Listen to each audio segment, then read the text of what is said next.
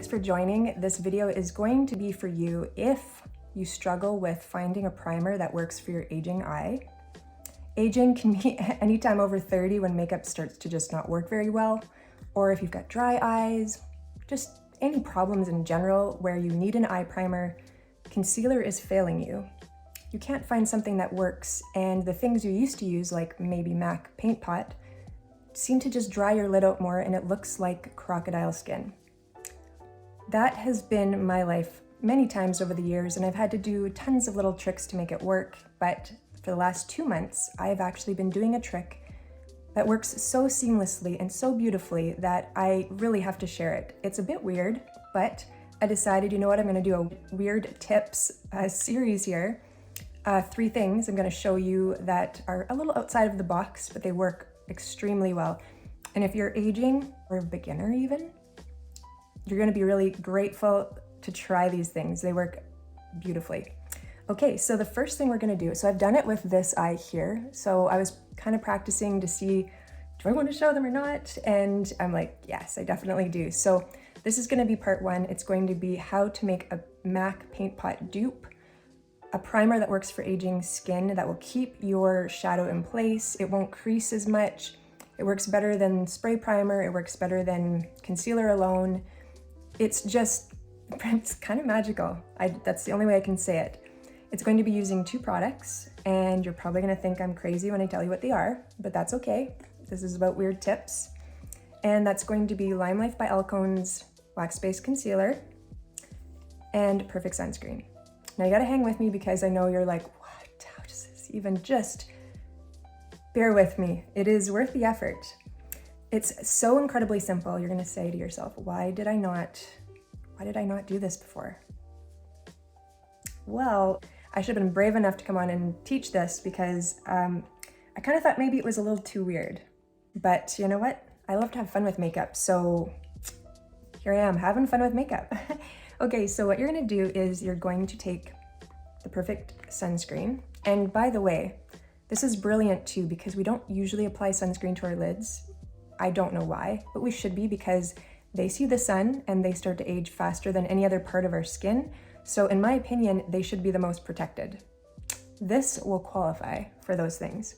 So what you're gonna do is go into your face concealer, even a darker one. I would recommend not going with the lighter one. It's pretty white, unless you have really light skin.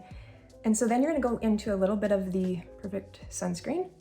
Make sure it's not super old and dry and pasty. It works better if it is fairly fresh still. So over 6 months, it's at risk for, it's natural, you know? So you have to realize that they have a timeline. So what you're gonna do is you're gonna start in the middle of your eye and you're gonna just kind of go all the way up. And then you're gonna go on the inside. And the thing is with this formula that we've just made, it has a drying time of, maybe 15 seconds. And so once it's dry, you don't wanna be manipulating it or sliding it around on your lid.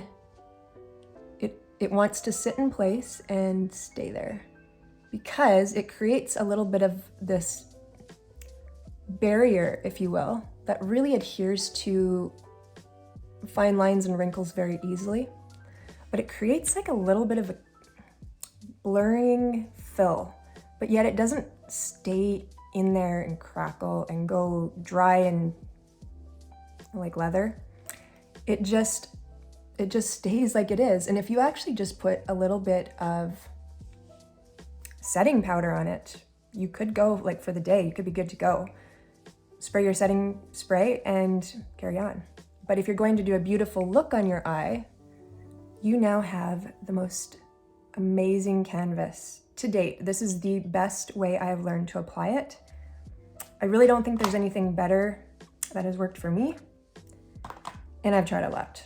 So I've tried all the major brands, I've tried all the things. They just don't work for me. That doesn't mean they wouldn't work for you. It just means I'm that oddball that needs, you know, something kind of weird like this.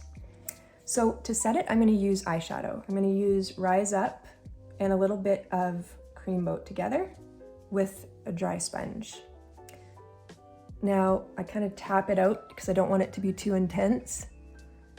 And then you're just gonna go in and just kind of push it into your eye like that. And you're gonna look to see if you've got full coverage. If there's a tacky spot, go in and do it again. Because what we're trying to do is basically set it at this point. If you missed a spot or you didn't take enough, you can take some straight up concealer on top. That's okay. It's just that I find if you go straight sunscreen and then concealer, it doesn't work as good as if they're kind of like mashed together. And now you'll say to yourself, oh, can I just mash that into a pot, like a little thing?